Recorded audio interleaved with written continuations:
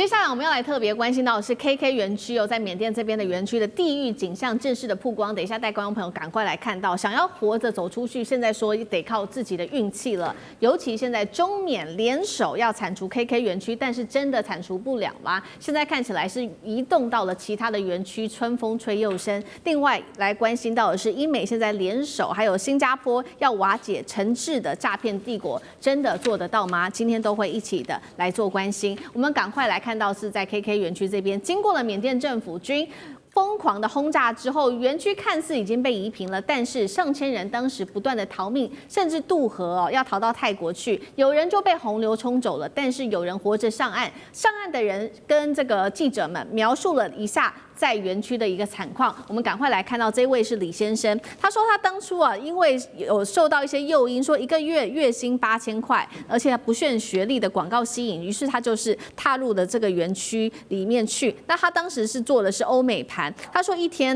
工作16到18个小时，睁开眼睛都在工作，但是如果达不到业绩，就会立刻被痛打一顿，甚至打到残废都有可能。如果你的业绩最后是无法达标的话，你可能就会被打死，丢进山中，或者是被卖器官。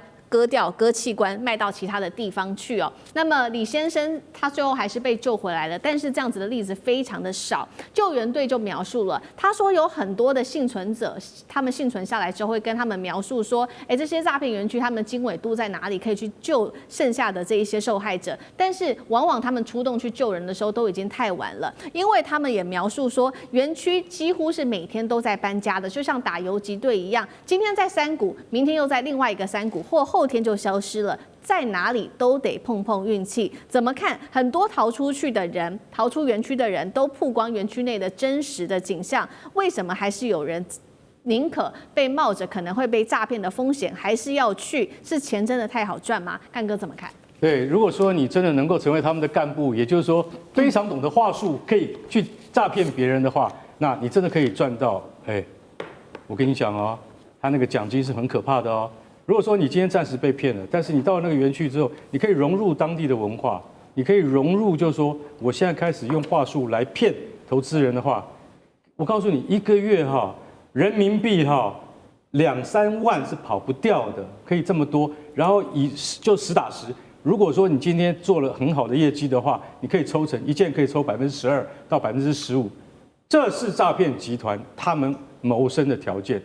我在力之所趋的情况之下，即使他用非法的方式把你给骗到这个园区里面来，你会不会被那个文化所融入？因为力之所向嘛。但是有许多人他们做不到，而且他们对于他良心他过不去，所以他不想做，不想做就是毒打一番。除了电击之外，你可能还可以做水牢，有各种方法可以对付你。其实平均一天上工的时间是16个小时，也就是除了吃饭睡觉的话，你都要在键盘前面不断的打键盘，不断的打键盘，不然的话就是不断的打电话，不断的打电话。有各种各样的诈骗的形式，有来自全球20几个国家跟你一样的工作人员，他负责要骗他们自己国内的人。所以这一次缅甸的 KK 园区逃出了1500个，我们用猪仔来形容他们。猪仔就是被骗的一般可怜的老百姓，他们被骗进去之后，他们的生活就是这样。那缅甸军方这次终于这个发动了什么攻击行动，炸毁了很多 KK 园区的一些大楼跟设施。可是大家要知道，这些大楼跟设施里面已经没有人了，而且故意选在靠过泰国边境不到500公尺的地方做给你看。为什么？因为碎片会打到泰国的边境，打到人家泰国的电线杆上。代表说我们真的有在做事情，真的是这样吗？如果真的是这样子的话，为什么诈骗从来没有少过？大家不要忘记，你在上海、你在广州、你在台北接到的诈骗电话都是从这边来的，因为他都是华人打给你的。以前用大陆口音骗不了台湾人，现在用台湾人的口音来直接骗台湾人。以前用台湾人骗大陆口音骗不来，现在用大陆口音来骗大陆人。道高一尺，魔高是一丈的。现在我们来讲这个特别的人，叫陈志，今年才37岁，据说他并没有任何背景，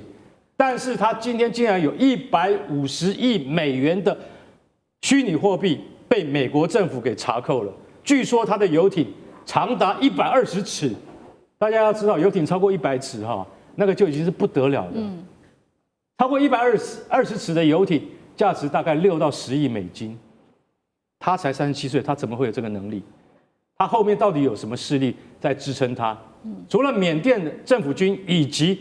柬埔寨的这个，听说人还在金边啪啪走。美国、英国、荷兰都在通缉他。他掌握80%以上 KK 园区以及柬埔寨的诈骗事业，这个人已经变成诈骗之王了，抓不到他。所以缅甸政府，你不要做样子。我坦白讲一句。今天你跟克伦民族阵线要谈好的话，你们真的要对诈骗园区你要做给中国政府，让他们对你有信任，取得中国政府的支持的话，你应该是真的要去捣毁一些真的让国际所诟病的这些园区。但你们做得到吗？究竟军阀跟这些诈骗集团的利益纠葛之间是千丝万缕的，我觉得很难解决。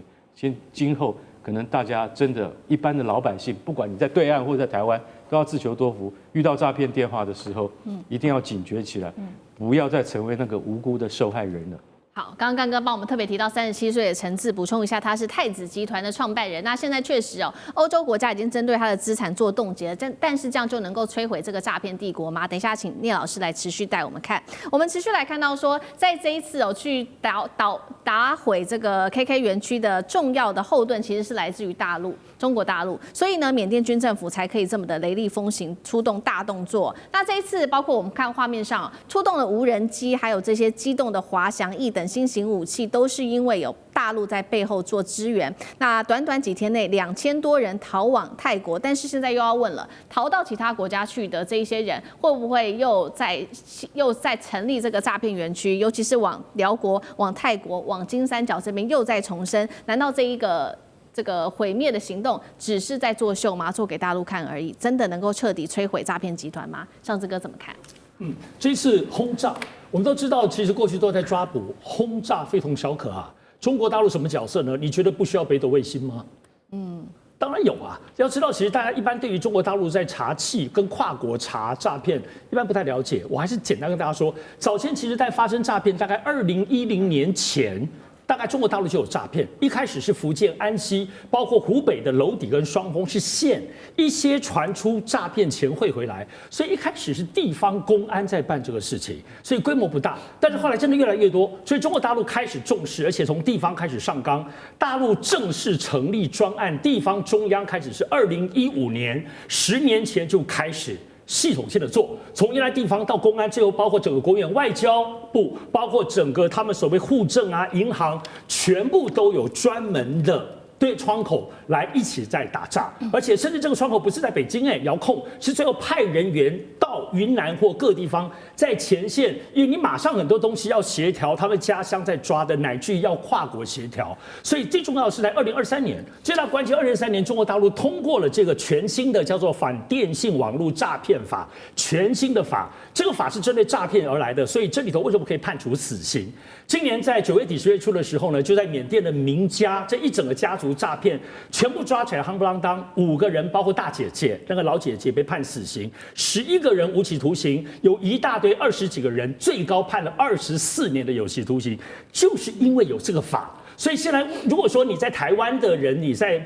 判，你最后被送到大陆，就会依这个法被判重刑的原因在此。我要表达的部分，这次轰炸或所有查缉，大家不要觉得是局部的，中国大陆在局部跨国的合作已经长达10年了，只是说后面要真正到轰炸的手段，还是必须要由比如说当地政府、柬埔寨或缅甸来发动才可以。我觉得打诈这件事情，中国大陆已经有形成他们自己的一套的合作的做法，特别对东南亚这边部分也会给压力，后面应该会继续加大打诈的规模。好，这是来自于中国大陆的帮助，所以说这一次的行动看起来是非常的顺利的。但是刚刚讲了嘛，这个太子集团的陈志，他创办人，他其实是主要的这个主使者。那现在他的庞大帝国也摊在这个阳光之下，他受到英美的制裁哦。那么太子帝国的版图，带观众朋友稍微了解一下，横跨5洲，不管是从帛琉、香港、台北到伦敦、新加坡等等，除了拥有这这些豪车、游艇、台北顶级豪宅、英美金融中心、伦敦办公大楼之外，还有刚刚干哥提到，美国它冻结它150亿美元的这个比特币的金额。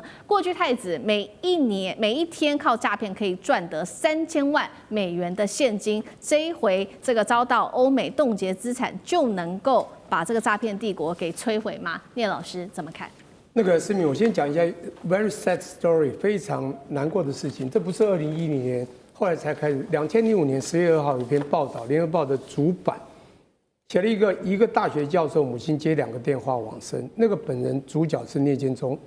那当时他带英国伦敦的到 Edinburgh 回来的那一天8月13号飞机到伦敦8号回到台湾，打个电话，结果是妹妹接的，说你怎么还在？因为母亲2天前接到他的儿子电话说，我要被邓起啊，中啊，我说邓起要买什么东西，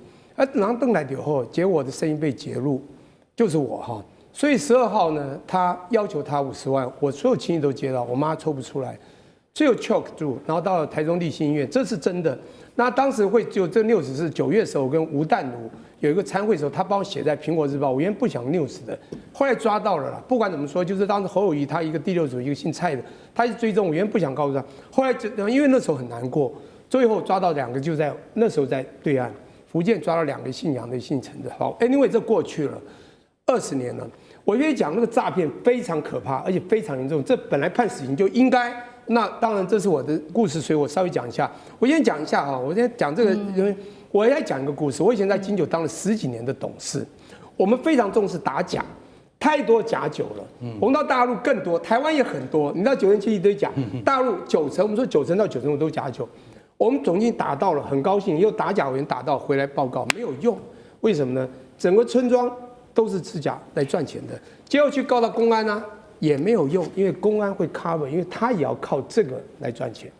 一样的道理，刚刚讲，今天缅甸是打真的吗？不一定。我跟你讲，但是中国的无人机过去，当然是支援，因为缅甸也要靠这种，也不一定。不过现在来了，现在全球的国家比较先进国家，如果能用金融制裁，以前是对国家，现在对这个人，如果真的能达到完全封锁制裁，这还是有用。